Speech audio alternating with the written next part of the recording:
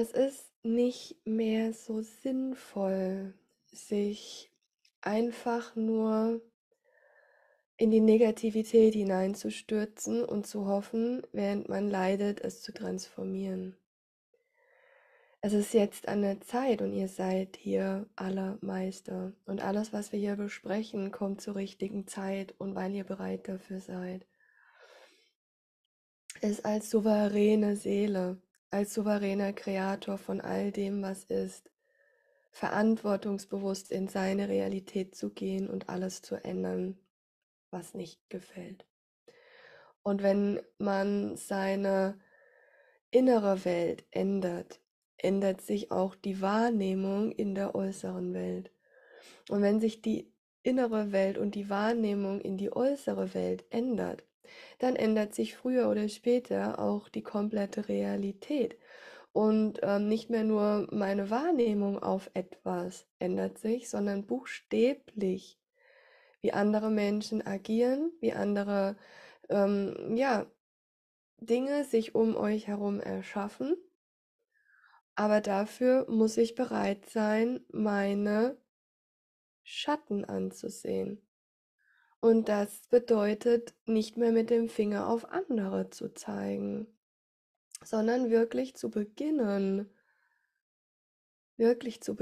Verantwortung zu übernehmen für alles, was sich in eurer Realität befindet. Und wenn wir das Ganze ein bisschen auf körperliche Ebene zurückbringen möchten, ist es so, dass wenn ich in meine Blockaden gehe und sie versuche zu bespielen, wegzumachen und all die anderen Dinge zu tun, bringe ich nur noch mehr Fokus darin. Hier kann ich wieder in mein Herz gehen, mich wieder verbinden als die Seele, die ich bin, mich wieder verbinden mit all denen, die ähnliche Kernenergien in sich tragen und diese Kernenergien einfach in Wissen und Weisheit bringen. Und bei Blockaden kann es ganz einfach sein, dass ich mir einfach aus dem Weg trete und aufhöre, ein Spiel mit mir selbst zu spielen, das mich ablenkt von dem, worum es wirklich geht.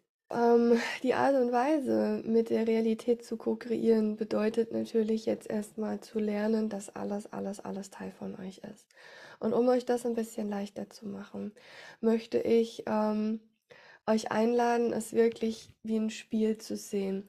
Wie ein Spiel zu sehen und mal ja, auf Entdeckertour zu gehen, was ihr denn alles so in eurer Realität entdeckt, wo ihr ein Spiel mit euch spielt. Ihr könnt euch die Areale eures Lebens raussuchen, die ihr möchtet. Es gibt hier keine Vorschriften. Es gibt nichts, wo ich sage, hey, das solltet ihr tun oder das solltet ihr nicht tun. Um Gottes Willen, nein, nein, nein. Ihr könnt anfangen, zum Beispiel auf körperlicher Ebene. Ihr könnt anfangen mit den Kindern oder mit dem Partner. Ihr könnt anfangen mit der politischen Welt, mit dem Weltgeschehen und all das, was ihr sozusagen seht im Außen als euch sehen und beginnen hier mal die Illusion und den Filter von der äußeren Welt wegzunehmen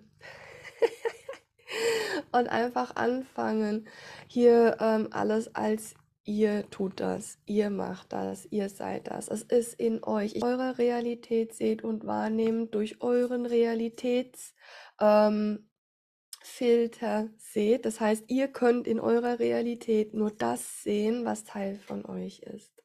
Und alles, was ihr hier seht, mal wirklich als das, was in euch als Seele ist, anerkennen und mal einfach neutral, so neutral wie möglich zu betrachten.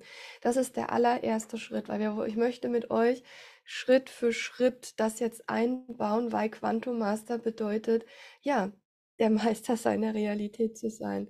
Und hier fangen wir jetzt an, dass ihr ja, den Filter der Illusion der Separation jetzt nach und nach bröckeln lasst. Ihr könnt dieses Spiel so viel, so weit, so tief spielen, wie ihr das möchtet. Hauptsache, ihr spielt es jetzt bewusst, dass ihr alles erschafft und alles, was ihr seht, egal ob positiv oder negativ, in euch als Seele ist. Das heißt, Widerstand muss rausgehen und Souveränität muss wieder da sein, damit eine Transzendenz passiert. nicht eine Transformation. Und ich möchte hier kurz einmal den Unterschied zwischen Transzendenz und Transformation erklären. Transformation bedeutet Widerstand. Transformation bedeutet, ich möchte, dass etwas, was in meiner Realität ist, transformiert, das heißt so, wie es ist, danach nicht mehr existiert. Das ist nicht Agieren aus der Seelenperspektive, weil die Seele will erfahren und der Seele ist es schnurzenfurz egal, ob der Mensch es als positiv oder negativ wertet, weil für die Seele ist es wichtig, dass alles in ihr existiert. Das heißt, die Seele will nicht transformieren. Der Mensch, der wertet und verurteilt und bewertet, der will transformieren. Transformation ist also nicht das, was wir in unserer Realität anstreben. Die einzige Transformation, die anzustreben gilt, ist die Transformation, wie ich als der Mensch, der ich bin, in meine Welt blicke. Das ist die einzige Transformation, die es braucht. Wie sehe ich die Realität, in der ich mich befinde? Nicht, wie transformiere ich die äußere Realität, damit ich sie mag. Nee, nee, nee, nee. Wirklich, wie transformiere ich mein Bewusstsein, meine Wahrnehmung in die Realität hinein, sodass alles, wie es ist, Teil von mir sein kann und darf.